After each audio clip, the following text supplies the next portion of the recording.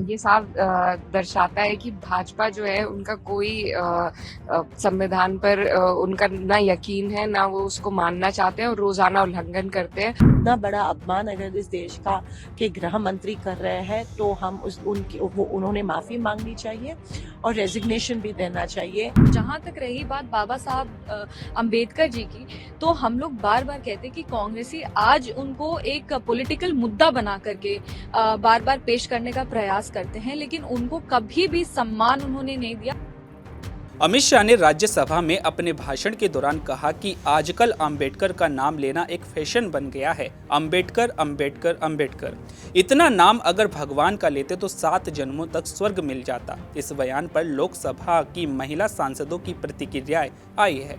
Samajwadi party नेता इकरा मुनव्वर हसन ने कहा है कि ये बहुत अफसोस की बात है, तो वहीं कांग्रेस नेता प्रणीति शिंदे ने अपनी प्रतिक्रिया में कहा कि अमित शाह को इस्तीफा देना चाहिए और देश से माफी मांगनी चाहिए। बहुत अफसोस की बात है कि हमारे जो संविधान के निर्माता हैं बाबा साहब डॉक्टर भीमराव अंबेडकर के बारे में इस तरीके से उन्होंने टिप्पणी दी है, और ये साफ दर्शाता है कि भाजपा जो है उनका कोई संविधान पर उनका ना यकीन है, ना वो उसको मानना चाहते हैं और रोजाना उल्लंघन करते हैं।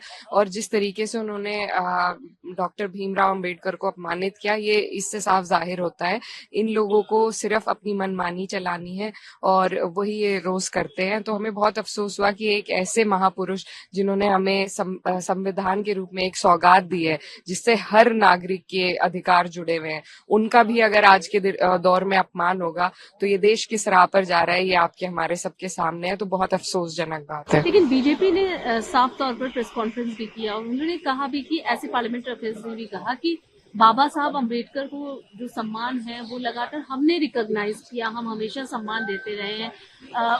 यहाँ पर गृह मंत्री जी के शब्दों को तोड़ मरोड़ कर जिस तरीके से प्रयोग किया जा रहा है, ये उचित नहीं है। आप देखिए, तोड़ मरोड़ के तो नहीं, वो जो बयान है वो संसद टीवी का है, सबके सामने है, कोई एडिटेड बयान नहीं है। तो जिस तरीके से उन्होंने कहा और क्या उनकी मंशा उसके पीछे थी, वो उस बयान से साफ जाहिर होती है। कोई तोड़ने मरोड़ने की बात नहीं है। ये इससे यही दर्शाया जाता है कि इन लोगों का कोई सिर्फ क्योंकि विपक्ष हमेशा संविधान की बात करता है तो उसके जवाब में इन्हें झुकना पड़ता है, लेकिन इनका जो असली मन है, जो इनके मन में जो कालिक है, वो इस बयान के माध्यम से सबको दिख रही है। बीजेपी और आरएसएस जिन्होंने हमेशा तिरंगे और संविधान से नफरत की है, जिन्होंने हाल ही तक तिरंगा फैलाया नहीं था, हॉइस्ट नहीं किया था, जो संविधान को बार बार बदलने की आवाज करते हैं, जो 400 पार का नारा था वो संविधान बदलने के लिए लाया था, लेकिन अनफॉर्चुनेटली उनको 400 पार मिला नहीं।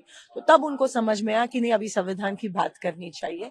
तो अभी संविधान के ऊपर प्यार करने का शो कर रहे हैं, लेकिन ये सिर्फ शो है। वो कल हमें पता चला, जो दूध का दूध पानी का पानी कल हो गया। और जो अंतर मन से अमित शाह जी ने बात की उनके, कि बाबा साहब जो कहते हैं अगर उतने ही बार भगवान का नाम लेते थे तो स्वर्ग प्राप्त करते थे, इसकी हम कड़ी निंदा करते हैं। बाबा साहब, संविधान, संसद, लोकतंत्र का इतना बड़ा अपमान अगर इस देश का के गृह मंत्री कर रहे हैं तो हम उन्होंने माफी मांगनी चाहिए और रेजिग्नेशन भी देना चाहिए।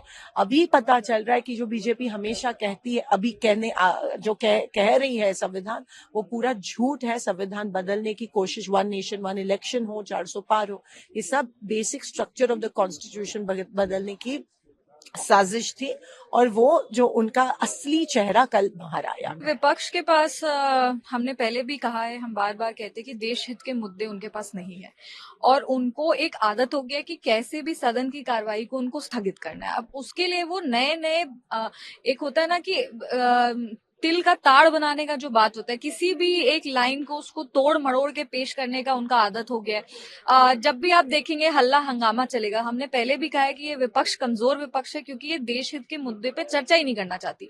जब हम संविधान पे भी चर्चा कर रहे थे तब भी ये संविधान एक इतनी भाषण हुए, लेकिन संविधान शब्द उनके किसी ने भी संविधान के बारे में कुछ नहीं कहा। और जहां तक रही बात बाबा साहब अंबेडकर जी की, तो हम लोग बार बार कहते कि कांग्रेसी आज उनको एक पॉलिटिकल मुद्दा बना करके बार बार पेश करने का प्रयास करते हैं, लेकिन उनको कभी भी सम्मान उन्होंने नहीं दिया। हर बार उनको अपमानित करने का काम किया गया। संविधान सभा जिस सेंट्रल हॉल में जहाँ पे चर्चा हुई, जहाँ पे संविधान हमारा तैयार हुआ, वहां पे उनकी चित्र तक को कांग्रेस ने लगने नहीं दिया। जब भारत रत्न देने की भी बात आई तो अपने 2 प्रधानमंत्री को उन्होंने भारत रत्न दिया, पर बाबा साहब को उन्होंने भारत रत्न नहीं दिया। बार बार वो संविधान बोलते हैं, आरक्षण बोलते हैं, हमें देश विरोधी कहते हैं, आरक्षण विरोधी कहते हैं, पर हमने अपने भाषण में उनको एक्सपोज भी किया कि किस तरह से उनके जो 3 प्रधानमंत्री थे, जो 37 साल देश का प्रतिनिधित्व किए थे, वो कैसे आरक्षण विरोधी सोच रखते थे।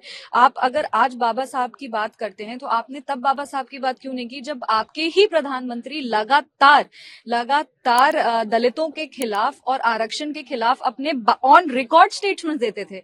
वो स्टेटमेंट ऑन रिकॉर्ड है, हमने कुछ बनाया नहीं। हमने उनको लगता था आरक्षण से सेकंड क्लास सिटीजन आते हैं, उनको लगता था कि आरक्षण देश हित में नहीं है। अपने मुख्यमंत्रियों को उन्होंने चिट्ठी लिखी थी, जवाहरलाल नेहरू जी ने, कि आरक्षण के खिलाफ अपना आवाज उठाइए और आरक्षण क्यों नहीं होना चाहिए। तो ये तो आज हमें विपक्ष से पूछना चाहिए कि आप उनको आज राजनीतिक एक मुद्दा बना रहे, पर जब सही में सम्मान देने की बात है, आप तो किसी भी अपने कार्य से ना आपकी जो व्यवहार है उससे कहीं भी आपकी बाबा साहब के तो आप फॉलोअर्स नहीं लगते हैं।